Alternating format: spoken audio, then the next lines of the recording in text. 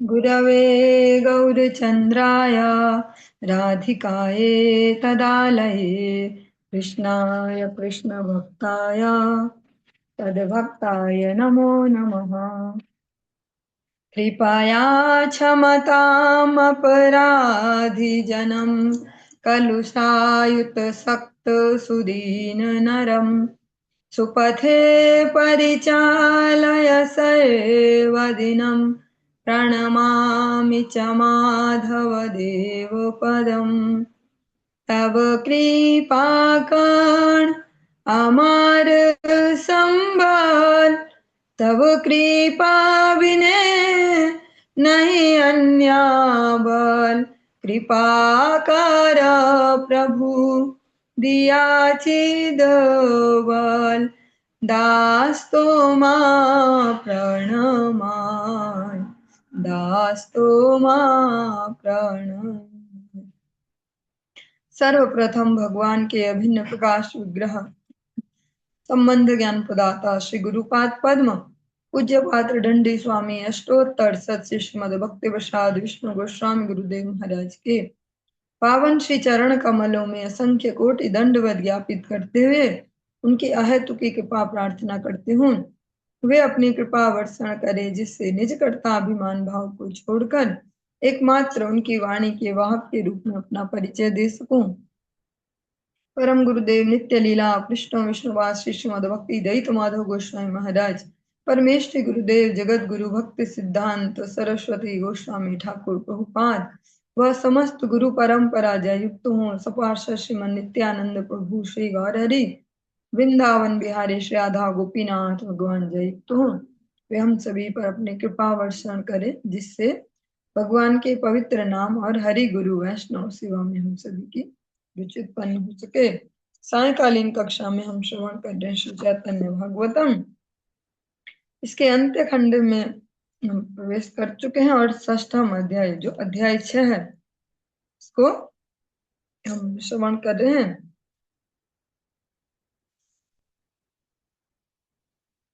आज हम इसकी 34वीं प्यार से प्रारंभ कर रहे हैं। जो प्रसंग है उसको एक बार स्मरण करते चले कि एक विप्र हैं जिन्होंने महाप्रभु के साथ कभी विद्या अध्ययन कर चुके हैं, जो वो जगन्नाथपुरी धाम में पहुंचे हैं और महाप्रभु से एक संदेह अपना व्यक्त करते हैं कि जो नित्यानंद है इनको सब सन्यासी तो कहते पर लगते नहीं है, ये इनके जो हाल चाल है ऐसे, जो आचरण है लगता नहीं है ऐसे, इनको उनके आचरण में संदेह हुआ। तो महाप्रभु उनको इस प्रकार से श्री भागवत जी के श्लोकों से भी प्रमाणित करके कह रहे हैं कि जो श्रेष्ठ जन है, महत जन है, उनके आचरणों में हम नहीं कर सकते छिद्रान्वेषण, क्योंकि हमारे सही और गलत की जो डेफिनेशन है वो तो उससे भी ऊपर बहुत कुछ चलता है जगत में। तो हम महत जनों में सामर्थ्य को नहीं दोष घुसाएं, जो सामर्थ्यवान है उनको कोई दोष नहीं है ऐसे। एते के ये न जानी या निंदेता न कर्म, निज दोषे से ही दुख पाय जन्म जन्म। गर्हित तो कराए यदि महाअधिकारी, निंदार की दाय तारे हासिले ही मरे।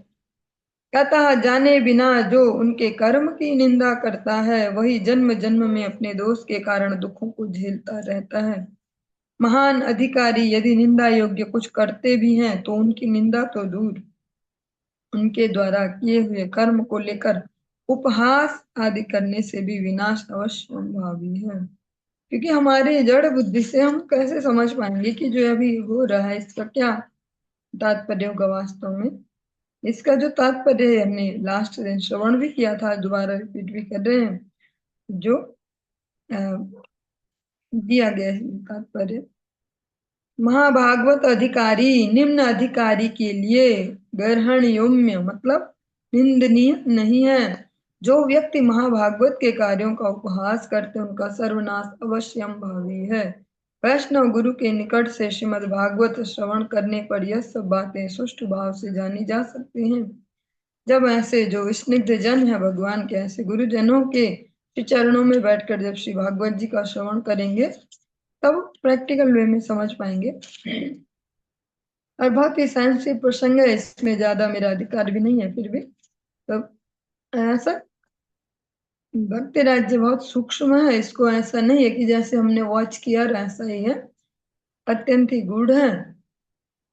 ऐसा भी नहीं है कि शास्त्रों में हमने ये सुना था, ये पढ़ा था, एज इट इज फॉलो ऐसे देखने जाए वो सब, क्योंकि देश काल परिस्थिति और आपत्ति काल अलग अलग प्रकार से धर्म है, कब किस प्रकार से चल रहा हो। और एक होता है शास्त्रों की बातों को रट लेना और एज इट इज उनको वैसा जैसा भावार्थ हो, सब शब्दार्थ हो वैसा फिट करने की प्रयास करना, और एक है उसको समझना, उसके गूढ़ तात्पर्य को समझकर गुरु वैष्णव प्रसन्नता के लिए कार्य करना। जैसे शास्त्र में तो लिखा ही है भैया, झूठ बोलना पाप है और सच बोलना सबसे बड़ा धर्म है। पर देखें तो दशरथ महाराज जी ने सत्य बोला, धर्म का पालन किया, वचन का पालन किया, पर अनधिकार चेष्टा ऐसा कहना, पर वे अंत समय उनके पास उनके 4 पुत्रों में से एक भी पुत्र न था, जबकि उन्होंने तो धर्म का पालन किया था भैया, वचन दिया था अपनी पत्नी को कभी, तो वचन का पालन किया, तो अब उस वचन के अंतर्गत राम को वनवास भेजना भी था तो भेज दिया इसलिए। लेकिन अंत समय में कोई भी पुत्र पास में न रहा, और उनके जो पितृ तर्पण आदि जो कार्य है, श्राद्ध आदि, वे सब भी कोई इस प्रकार से संपन्न मतलब सम्यक रूप से नहीं हो पाए। दूसरी तरफ देखते हैं वसुदेव जी, उन्होंने तो अधर्म किया एक प्रकार से भैया, झूठ बोलना तो महापाप है। बचपन से यही सिखाया हमको, स्कूलों में भी घर में भी सब यही सिखाते हुए हैं छोटे बच्चों को, हमेशा सच बोलना है बेटा, हाँ झूठ नहीं बोलना है, ऐसा सच बोलना तो बहुत बड़ा पुण्य है और झूठ बोलना बड़ा सा पाप है। पर अगर देखें और शास्त्र भी ऐसा ही कह रहे हैं, वसुदेव जी ने तो झूठ बोला, उनको तो जाना ही इसीलिए जाता था कि सत्यवादी हैं। कंस तक को उन पे भरोसा था कि वसुदेव जैसा आदमी झूठ बोल नहीं सकता, और उन्होंने ही जब कह दिया कि सारे पुत्र तुम्हें लाके दूंगा, पुत्रों से ही तो तुम्हें ऐसे डर है, लेकिन उन्होंने वही पुत्र नहीं दिया जिससे डर था, जिसका पता है कि यही पक्का इसका काल है, वही ही नहीं दिया, तो उन्होंने तो बहुत बड़ा झूठ बोला था। पर कहीं भी उनको कोई ऐसी अवनति, कोई अधोगति कहीं नहीं मिली है। तो ये जो ये प्रसंग है, ये नित्यानंद प्रभु को लेके, ये भक्ति राज्य में बहुत ही सूक्ष्म सा है, इसीलिए इसके साथ साथ सावधानी दी कि जब महज जनों के चरणों में बैठकर गुरुजनों के चरणों में भागवत जी अध्ययन करेंगे तब समझ पाएंगे, वरना ऐसे कुछ श्लोक रट लिए या कुछ कहीं पढ़ा और वो फिट करने जाएंगे, ये कैसे, हमने तो ऐसे पढ़ा था, वहां ऐसा सुना था, हमने ऐसे होते हैं सन्यासी या ये वो ऐसा ऐसा, तो वहां फिर अनधिकार चेष्टा से अपराध होने की ज्यादा संभावना है। वही बोला कि वो सर्वनाश फिर अवश्य संभावी है, से 2-4 श्लोक रट दे और उनको फिट करने जाए तो बहुत बड़ी गड़बड़ है। ऐसे आचरणशील और सेवानिष्ठ वैष्णव का एक अलग स्थान है, जैसा भगवान स्वयं भगवत गीता में भी इस बात को प्रमाणित कर रहे हैं, यस्य देवे परा भक्ति यथा देवे तथो तथा गुरु तस्येते कथिता हृता प्रकाशन्ते महात्मना। एक तो हो गया रटाए रटाए धर्म ऐसे जो शब्दों में, और एक हो गया एप्लीकेबल फॉर्मूला, वो धर्म, वो देखा जाता है, जैसे हम अपने समस्त गुरु परंपरा में अलग अलग प्रकार से समझते हैं। नित्य लीला पुरुष भक्ति प्रज्ञान केशव गोस्वामी महाराज जी, उनका तो संन्यास नहीं हुआ था, पर उन्होंने अपने गुरुदेव के दिव्य कलेवर की रक्षा के लिए उनको व्हाइट कपड़े पहना दिए, उनके गेरुए खुद से पहन लिए सन्यास वाले, और गुरुदेव को सुरक्षित भेज दिया। तो वहां शास्त्र का लॉजिक फिट करने जाए तो ऐसा कैसे हो सकता है, खुद से ही पहन लिया और गुरुजी के कपड़े और गुरुजी को सफेद पहना दिया, ऐसा ऐसा ऐसा, तो ये लॉजिक से परे हो जाएगा। इसीलिए ये सब सिद्धांत वही समझ पाएंगे जो स्निग्ध भाव से, विनम्र भाव से, गुरु वैष्णव से श्रवण करके तब उसको आत्मसात करें, खुद से रटा रटा ऐसा टाइप कुछ तो मुश्किल पड़ जाएगा। भागवत हईते सब तत्व जानी, ताहो यदि वैष्णव गुरु मुखे सुनी। यह सब तत्व श्रीमद् भागवतम से जाने जा सकते हैं, तब भी वह भी तब जब वैष्णव गुरु के मुख से सुने जाएं। ये नहीं कि अनधिकार हमें तो ये भी आ गया, ये भी आ गया, ये भी आ गया। जब गुरु वैष्णव से उसके एप्लीकेबल फॉर्मूले जाने जाएं, उनके आचरण में देखा जाए कि वो किस प्रकार से उसको अप्लाई कर रहे हैं, शास्त्र में जो कहा गया, शास्त्र में जो दिया है वो हमारे ईगो वर्धन के लिए नहीं है, अहंकार बढ़ाने के लिए, वो है अप्लाई करने के लिए कि जो प्रैक्टिकल सीन है संसार में चल रहा है उसमें कैसे वो अप्लाई होता है। यहाँ तक हमने श्रवण कर लिया था, ये हमने 2-3 प्यारे 3 प्यार फिर से रिपीट किए हैं, इससे आगे श्रवण करते हैं। महान तेरे आचरणे हासिल ये हाय, चित्त दिया सुन भागवते येई काय। एक काले राम कृष्ण गेले न पडिते, विद्या पूर्ण करी चित्त करिला आशिते। की दक्षिणा दिव बलिलेन गुरु प्रति, तबे पत्नी संगे गुरु करिला युक्ती। मृत पुत्र मागिलेन रामकृष्ण स्थाने, तबे रामकृष्ण गेला यम विद्यमाने। आज्ञायसी सुर सर्व कर्म घुचाइया, यमालय ते पुत्र दिलेन आनिया। परम अद्भुत सुनिए सब आख्यान, देवकियो मागिलेन मृत पुत्र दान। दैवे एक दिन राम कृष्ण संबोधिया, कहे न देवकी अति कातर हैया। सुन सुन राम कृष्ण योगेश्वरेश्वर, तुम्ही दुई आदि नित्य शुद्ध कलेवर। सर्व जग तेर पिता तुम्ही दुई जान, मुई जानो तुम्ही दुई परम कारण। जगतेर उत्पत्ति स्थिति व प्रलय, तुम्हारे अंशेर अंश है ते सब है। तथापि पृथ्वीर खंडाइते भार, हैया मोर पुत्र रूपे अवतार। यम घर हते येन गुरुर नंदन, आणि या दक्षिणा दिले तुम्ही दुई जान। मोर छाया पुत्र ये मरिल कंस हते, बड़ चित हय ताहा सबार देखिते। तत्काल गुरुपुत्र आछिल मरिया, ताहा येन आणि दिला शक्ति प्रकाशिया। एई मत आमारे ओ कर पूर्ण काम, आणि देहा मोरे मृत छाया पुत्र दान। सुनी जननीर वाक्य कृष्ण संकर्षण, से क्षण चली गेला बलिर भवन। निज इष्ट देव देखी बलि महाराज, मग्न हई लेन प्रेमानंद सिंधु माज। गृहा पुत्र देहवित सकल बांधव, ते क्षणे पाद पद्मे आणि दिला शब। लोम हर्ष अश्रुपात पुलक आनंदे, स्तुति करे पाद पद्म धरि कांदी बले। जय जय अनंत प्रकट संकर्षण, जय जय कृष्ण चंद्र गोकुल भूषण। जय सख्य गोपाचार्य हलधर राम, जय जय कृष्ण भक्त धन मन प्राण। यद्यपि शुद्ध सत्वा देह ऋषिगण, तासा बारो दुर्लभ तो मारे दर्शन। तथापि हेन से प्रभु का रूप्य तो मार, तमोगुण असुरे ओ हवो साक्षात्कार। अतएव शत्रु मित्र नाहिक तो माते, वे देव कहे न इहा देखियो साक्षाते।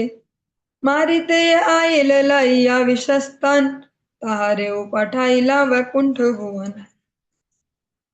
महानतों का आचरण देख कर हंसने से, मतलब जो महत जन है, जो हमारी सीमा से ऊपर के हैं, ऐसे श्रेष्ठ जन, उनका कुछ आचरण हमने देखा जो हमारे क्राइटेरिया में फिट ना बैठा, और उसको देखकर हमने कुछ हंसी भी की, ऐसे मजाक सा भी किया। इसके बारे में भागवत का वचन एकाग्र चित्त होकर सुनिए। स्वयं श्री चैतन्य महाप्रभु जो स्वयं भक्ति के आचार्य के रूप में स्थित हुए हैं, जिन्होंने स्वयं से करके दिखाया किसे कहते हैं भक्ति। भक्ति भक्ति कहते बहुत सारे हैं, पर करते कैसे, वो भगवान ने करके दिखाया। आज वो अपने जो सहपाठी हैं उन ब्राह्मण को सब श्रवण करवा रहे हैं। एक समय राम कृष्ण मतलब बलराम और श्री कृष्ण विद्या अध्ययन को गए। विद्या अध्ययन समाप्त करके वापस आते समय राम कृष्ण ने गुरु से कहा, हम क्या दक्षिणा दें, गुरु दक्षिणा क्या दें आपको लास्ट में। गुरु ने पत्नी के साथ परामर्श करके राम कृष्ण के समक्ष मृत पुत्रों को मांगा, क्योंकि वे जानते उनकी क्षमताएं, वे उनको साक्षात्कार कर चुके हैं। इसलिए जैसा सामने व्यक्ति वैसा ही कुछ मांगना पड़ेगा ना, वरना उनका भी अपमान हो जाएगा। करोड़पति आदमी सामने और बोले एक चीज चाहिए थी, दे पाओगे आप, दे पाओगे, कि क्या चाहिए, बोलो बोलो, 5 रुपए चाहिए थे, तो वो उनकी भी बेइज्जती हो जाएगी। तो कुछ वैसा ही कहना पड़ेगा। तो आज स्वयं श्री भगवान है वहां उपस्थित, तो उन्होंने अपने मृत पुत्रों को मांग लिया कि उनको दे दो आप हमें। यह सुनकर राम कृष्ण यम के पास गए और आदेशानुसार शिशुओं के सब कर्म मिटाकर, जो उनके प्रारब्ध से जिसकी वजह से वहां गए थे, भगवान ही सक्षम है। भगवान ने वो मिटा दिए। यमालय से पुत्रों को लाकर गुरु को समर्पित कर दिया। इस परम अद्भुत आख्यान को सुनकर देवकी मैया ने भी दान में मृत पुत्रों को मांगा। अरे आप उनके तो ले आए ना, तो आप मेरे भी वो 6 बच्चे ला जाओगे, क्योंकि उनको तो जी भर के मैं देख भी नहीं पाई। जैसे ही वो उनका जन्म हुआ, उनके उठा के ले गए आपके पिताजी कंस के पास और उन्हें मार डाला। तो उन्होंने भी मांग लिया। आज दैव से एक दिन राम कृष्ण को संबोधित करते हुए अति कातरता प्रकाश पूर्वक देवकी जी ने कहा, सुनो ये योगेश्वरेश्वर राम कृष्ण, सुनो, तुम दोनों आदि नित्य शुद्ध कलेवर हो। मतलब तुम हमारे जैसे जड़ जगत के शरीर नहीं हो। तुम दोनों सर्व जगत के पिता हो। भगवान श्री कृष्ण स्वयं भी कह रहे भगवद गीता में, पिता हमस्य जगतो माता दाता पिता महा। मैं जानती हूँ कि तुम दोनों परम कारण हो। भगवान स्वयं से कह रहे हैं, हम सर्वस्व प्रभु मत्तः सर्वं प्रवर्तते। ब्रह्मा जी स्वयं कह रहे हैं, सर्व कारण कारणम।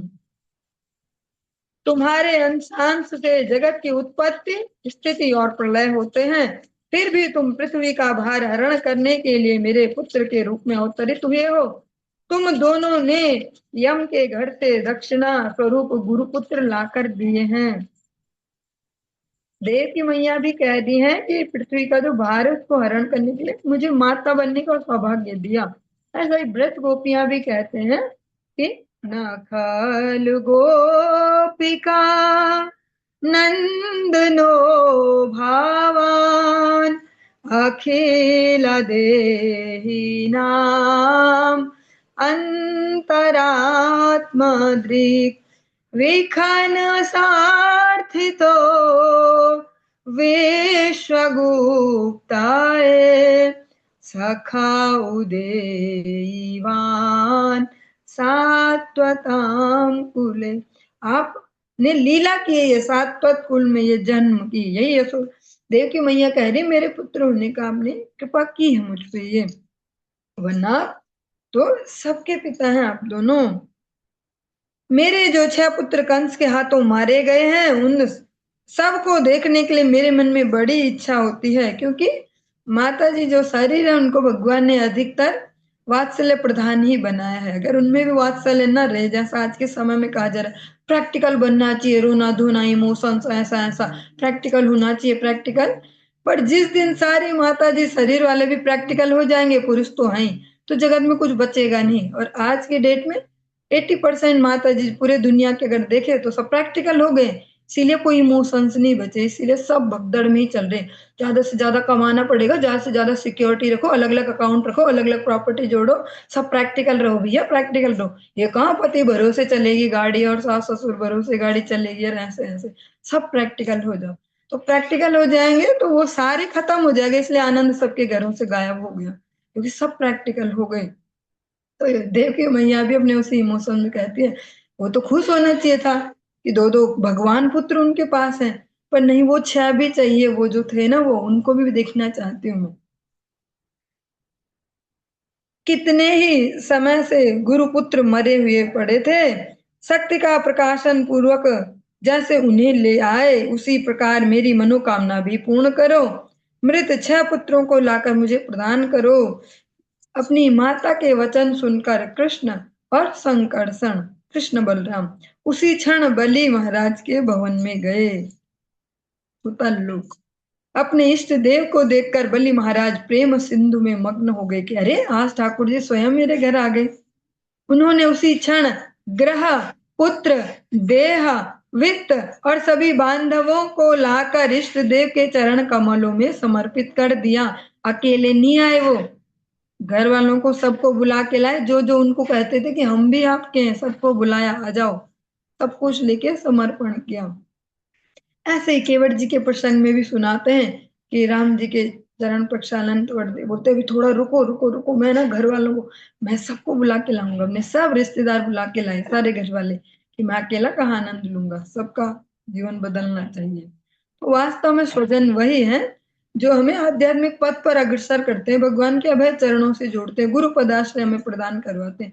वही अपने हैं, उनको ही वास्तव में अपना कहते हैं। वो अपने नहीं है कि जो बोले बड़े बनो, लगे रहो गधों जैसे रात दिन, बड़ा आदमी बनो, बड़ा आदमी बनो। और जैसे हम जल रहे हैं अंदर से कि हमने ये जोड़ा जोड़ा, रात दिन एक किया, तुम भी ऐसे जलते रहना और फिर तुम भी फ्रस्ट्रेटेड होना कि हमने ऐसे जोड़ा, तुम ऐसे उड़ा रहे हो। उनको स्वजन नहीं कहते। स्वजन उनको कहते हैं कि भैया जो हमने झेला भगवत विमुखता के कारण, ये न झेले, इनको अभी से हम भगवत उन्मुखता में लगाएं, भगवत चरणों में लगाएं, गुरु वैष्णव सन्निधि में लगाएं, ताकि इनके जीवन शीतल हो पाए। तो ऐसा ही जो बलि महाराज है, अपने सबको लेके, जिनको अपना बोलते हैं, सबको लेके भगवान के चरणों में उन्होंने समर्पित किया। रोम हर्ष अश्रुपात और आनंद से पुलकित बलि स्तुति पूर्वक चरण कमल पकड़कर रोने लगे। अनंत प्रकट संकर्षण की जय हो, जय हो। गोकुल भूषण कृष्ण चंद्र की जय हो, जय हो। गोपाचार्य हलधर बलराम सखा की जय हो। भक्तों के धन मन प्राण स्वरूप श्री कृष्ण की जय हो, जय हो। यद्यपि देवता और ऋषिगण शुद्ध सत्व में स्थित हैं, फिर भी उन सबके लिए आपका दर्शन दुर्लभ है। बलि महाराज क्या कह रहे हैं, इसको श्रवण करना अत्यंत सावधानी पूर्ण भी और आवश्यक भी है। कि जो देवता है, ऋषिगण है, वे शुद्ध सत्व में रहते हैं, सतो गुण में है, पर उनके लिए भी आपका दर्शन दुर्लभ है। भगवान सतो रजो तमो ऐसे नहीं मिलते हैं। भगवान मिलते हैं गुरु वैष्णव चरणों में, अपने सारे गुणों को घिसने से तब मिलते हैं भगवान। भगवान मिल जाते हैं, एक व्याध को भी मिल जाते हैं, हाँ, एक मृगारी को भी मिल जाते हैं। जिसने अपने गुरु वैष्णव के श्री चरणों में, गुरु चरणों में शरणागति ईमानदारी से ले ली, उनको भी मिल जाते हैं। ऐसे जो वाल्मीकि बाद में भय हैं, उनको भी मिल गए भगवान, क्योंकि उन्होंने गुरु अनुगत्य में, जो गुरुदेव ने अनुशासन दिया, वैष्णव ने जो अनुशासन दिया, उसको पालन किया, उनके वचनों पर विश्वास किया, भगवान उनको भी मिल गए। तथापि हे प्रभु, आपकी ऐसी करुणा है कि तमोगुण संपन्न असुरों को भी आप दर्शन देते हैं। शुद्ध सत्व वाले भी तरस रहे हैं आपके दर्शन के लिए, और सबसे नीचे तमोगुणी, जो हमको जन्म ही असुर लोक में मिला, असुर कुल में, उनको भी आप दर्शन दे देते हो। आप ऐसे हो, अतः आप में शत्रु मित्र भेद नहीं है, आप पक्षपाती नहीं हो ऐसे कि ये वाले ऐसे, ये आप अंतर में शरणागति देखते हो, जो अनुगत्य है। और डायरेक्ट भगवान का कोई शरणागत नहीं हो सकता। भगवान का शरणागत होना है तो भगवत जनों के अनुगत्य से शरण ले पाएंगे। वेद भी यही कहते हैं कि साक्षात यह दिखाई भी देता है। विष स्तन लेकर जो आपकी को मारने के लिए आई थी, उसे भी आपने वैकुंठ भुवन भेज दिया। बलि महाराज कहते हैं कि आप कैसे हैं, हाँ, आपका लॉजिक से परे है, आपका जो न्याय है वो हमारे दिमागों से ऊपर है। जो मतलब माँ बन के भी आई, माँ के रोल में, जो कि माँ के पास सबसे सेफ रहता बच्चा, ऐसी माँ बन के आई, जो कि माँ का दूध जो है सबसे बड़ा अमृत है बच्चे के लिए, उसमें ही जो जहर लगा के आई सबसे भयंकर, और दूध पिलाती भी है ऐसे ही। आपने ऐसी जो बाल घातनी, उसको भी माँ का दर्जा दे दिया, गोलोक धाम में यशोदा मैया के बगल में बिठा दिया। हाँ, कितने आप दयालु हैं। अतएव तुम्हारे हृदय बुझी बारे, वेद शास्त्र योगेश्वर सब ओ ना पारे। योगेश्वर सब यार माया नाही जाने, मुई पापी असुर वा जाने वो के मने। यही कृपा कर मोरे सर्वलोकनाथ, ग्रह अंधकूपे मोरे न करि पात। तोर दुई पाद पद्म हृदय धरिया, शांत हई वृक्ष मूले पड़ी था कोगिया। तुम्हार दासेर संगे मोर कर दास, आर्य न चित्ते मोर न था कहे आश। राम कृष्ण पाद पद्म धरिया हृदय, एई मत स्तुति करे बलि महाशय। ब्रह्मलोक शिवलोक ये चरणोदके, पवित्र करिते छेन भागीरथी रूपे। हेन पुण्य जल बलि गोष्ठीर सहिते, पान करे सिरे धरे भाग्योदय हते। गंध पुष्प धूप दीप वस्त्र अलंकार, पाद पद्मे दिया बलि करे नमस्कार। आज्ञा कर प्रभु मोरे सिखाओ अपने, यदि मोरे भृत्य हेन ज्ञान थके मने। अतः वेद शास्त्र और योगेश्वर भी आपके हृदय को समझने में असमर्थ हैं। सब योगेश्वर भी जिनकी माया को नहीं जानते हैं, मुझ जैसा पापी असुर उसे कैसे जान पाएगा। हे सर्वलोकनाथ, ये बलि महाराज कह रहे मुझ जैसा पापी। वो बलि महाराज अलग अलग एंगल से भी देख सकते हैं। आज की डेट में जिसपे बहुत ज्यादा धन है तो वो पापी तो है ही नहीं। तो बलि महाराज तो सारे त्रिलोकी के नाथ हो गए थे। उन्होंने देवताओं को मार पीट के भगा दिया था, सारे लोकों पे आधिपत्य कर लिया था। तो वो ऐसे भी फिर पापी नहीं ठहरे। और जिन्होंने 99 अश्वमेध यज्ञ सफलतापूर्ण संपन्न कर दिए, ऐसे भी पापी नहीं ठहरे। 100वें में स्वयं यज्ञ पुरुष भगवान ही आगे भिक्षा मांगने तो भी पापी नहीं ठहरे। पर जो होते हैं भक्त, वो कभी कहते नहीं हम हैं भक्त, वो कहते हम पापी हैं। जैसे चाहे हम षड गोस्वामी गणों की ऐसे जो विनम्र जो दैन्य को श्रवण करें, हरिदास ठाकुर जी के करें, अलग अलग जो गुरु वर्ग हैं, समस्त गुरु परंपरा उनकी दैन्य उक्तियां देखें, वो कहते हैं कि जगाई मधाई से भी हम पापी हैं, नाली के कीड़े से भी अधम हमें। हमें जो देख ले उसको पाप हो जाता है, जो हमारा नाम ले ले उसको पाप चढ़ जाता है, वो ऐसे वचन कहते हैं। और हम जैसे, मैं अपने को ही कह रही हूँ, आप सबको नहीं, हम जैसे अधमों को लगता है कि बढ़िया सा तिलक कंठी पहना और हम तो भगत हो गए। बलि महाराज कह रहे हैं मुझे जैसा पापी असुर उसे कैसे जान पाएगा। हे सर्वलोकनाथ, ऐसी कृपा कीजिए कि मैं ग्रस्त अंधकूप में ना गिरूं आपके, क्योंकि सबसे बड़ा कुआं जो है वो ग्रह मेरी होना ही है। इससे निकल पाना बहुत मुश्किल है। अलग अलग टाइप की रिस्पॉन्स, सो कॉल्ड रिस्पॉन्सिबिलिटी, और कोई लिमिट भी नहीं है कब तक गृहस्थी रहना है। कोई प्रेशर नहीं है समाज का, वैसा वर्णाश्रम कोई पद्धति बची नहीं है कि भैया बाहर निकलो, 50 के हो गए अब निकलो, वानप्रस्थी हो जाओ, अब घूमो देखो धाम देखो, दर्शन करो, भक्तों से मिलो जुलो, आचरण बदलो। अब तो 75 पे ही पहुंच गए तो अब निकल ही जाओ, ऐसे कोई ऐसा भी नहीं रह गया। इसीलिए कहते हैं ग्रस्त का अंधकूप। इसलिए नहीं कहते कि ग्रस्त होना बेकार है, इसलिए कहते हैं कि वहां से ऊपर निकल पाना मुश्किल है।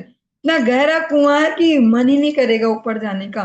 वही चिंता सताती रहेगी, हम बाहर निकल जाएंगे इनका क्या होगा, ये तो एक दिन में सब चौपट कर देंगे, ये तो सब बर्बाद कर देंगे, क्या होगा इनका ऐसा। तो बलि महाराज इसीलिए कह रहे हैं कि मैं ग्रस्त अंधकूप में ना गिरूं। वो हमारे लिए कह रहे हैं, वो नहीं गिरे हैं, वो तो सबको समर्पित करके चल रहे हैं। आपके दोनों चरण कमलों को हृदय में धारण करके मैं शांत होकर वृक्ष मूल में पड़ा रहूं, एक पेड़ की जड़ में शांति से बैठा रहूं। मुझे अपने दासों का दास बना लीजिए, मुझे अपना दास मत बनाइए, दासों का दास बनाइए। और गुरु वैष्णव की यही रीति है, दासानुदास कहते हैं स्वयं को। हाँ, कि अन्य अन्य बहुत अनेक अनेक दासों के नीचे हम कहीं दास हो जाएं। ये नहीं बोलते डायरेक्ट हम कृष्ण दास बने, डायरेक्ट राधा दास ही बन जाए। हम बने गुरुजनों के, वैष्णव जनों के दास बने। मेरे मन में और कोई आकांक्षा न रह जाए, मेरे मन में एकमात्र यही अभिलाषा रहे कि मैं जो आपके दास उनका दास बनूं। क्योंकि आपके जो दास हैं वो तो आपके दास ही है ना, वो तो आपको अच्छे से जानते हैं, आपकी रहनी सहनी, आपका सोचना उठना बैठना खाना पीना, वो सब अच्छे से जानते हैं। तो वही मुझे सेवा में अधिकार दे पाएंगे, वही बता पाएंगे नमक थोड़ा कम डालना, झाड़ू जरा ढंग से मारना, जरा ऐसे करना। हमें खुद को क्या पता, हमें तो ठाकुर जी का ठा भी नहीं पता। बस घमंड करते कि भगवान जी रम हो गए, हरिनाम वाले वैष्णव हो गए ऐसे।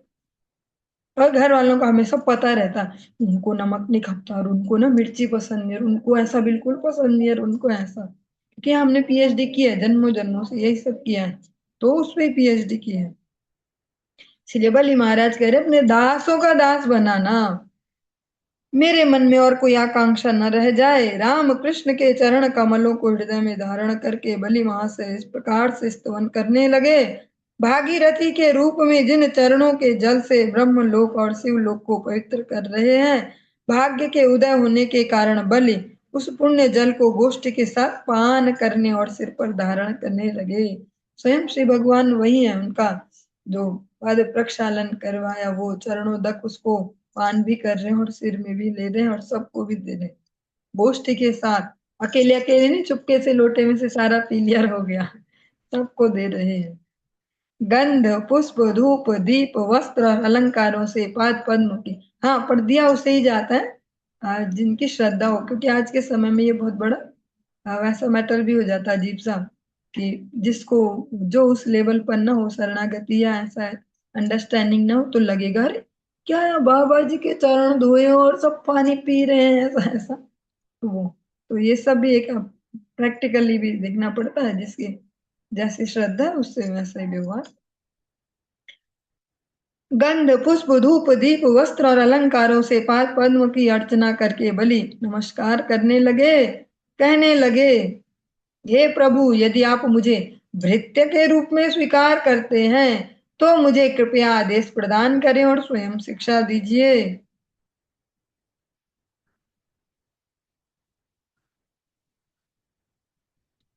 अब जो इसका व्याख्या टाइप जो दिया है उसको भी श्रवण करते चलेंगे।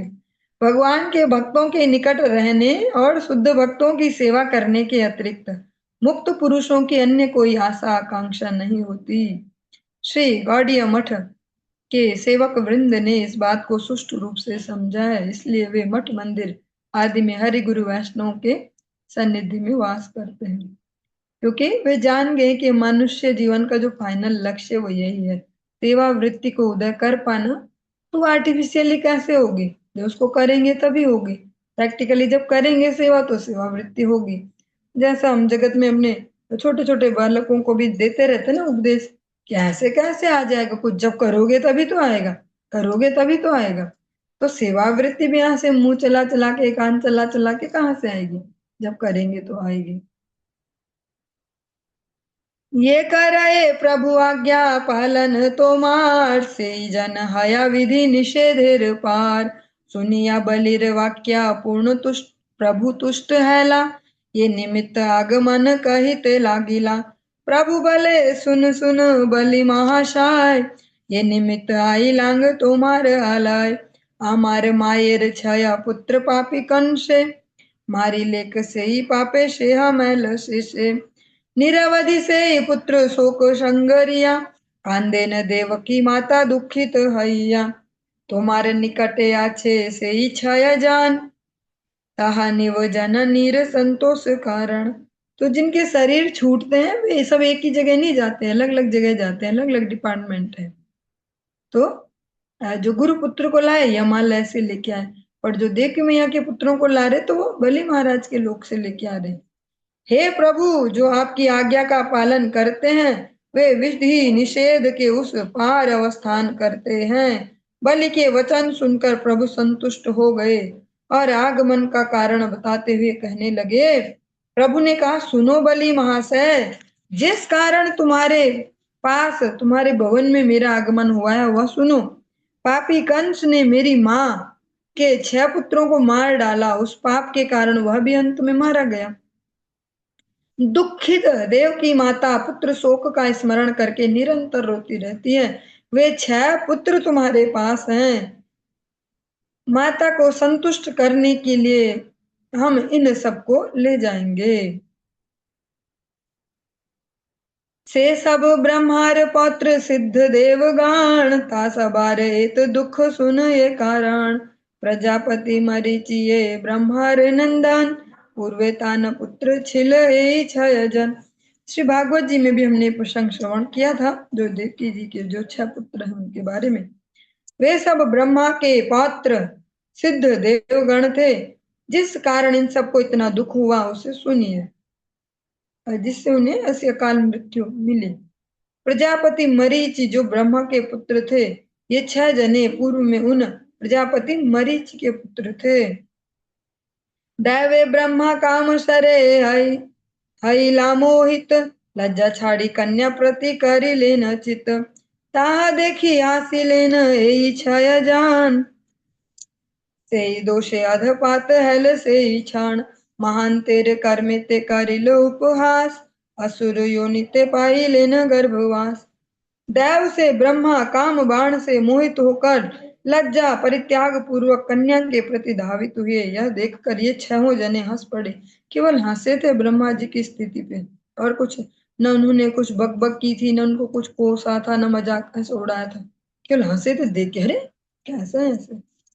इसी दोष के कारण उन सबका उसी क्षण पतन हो गया। महंत के कर्म के प्रति उन्होंने उपहास किया था, इस कारण असुर योनि में गर्भवास को प्राप्त हुए। हिरण्यकशिपु जग तेरे द्रोह करे, देव देह छाड़ी जन्मी लेन तार घरे। देव शरीर को छोड़कर जगत से द्रोह करने वाला जो हिरण्यकश्यप है, उसके घर में उन सभी ने जन्म लिया। तथा इंद्रेर वज्राघाते क्षय जान, नाना दुख यातनाया पाइल मरण। वह इंद्र के वज्राघात से ये 6 जने उन अनेक दुख और यातनाएं भोगने के उपरांत मारे गए। तबे योग माया धरी यानी आर बार, देवकी रे गर्भे लया कैले न संचार। फिर योग माया ने और एक बार इन सबको लेकर देवकी जी के गर्भ में स्थापित कर दिया। ब्रह्मा जी का उपहास किया, इसलिए अधोगति हुई। हिरण्यकश्यपु के यहाँ जन्म मिला, वह इंद्र के वज्र से मारे गए, तो वो कर्म क्षय हो गया, तब देवकी जी के गर्भ में उनको स्थापित किया गया।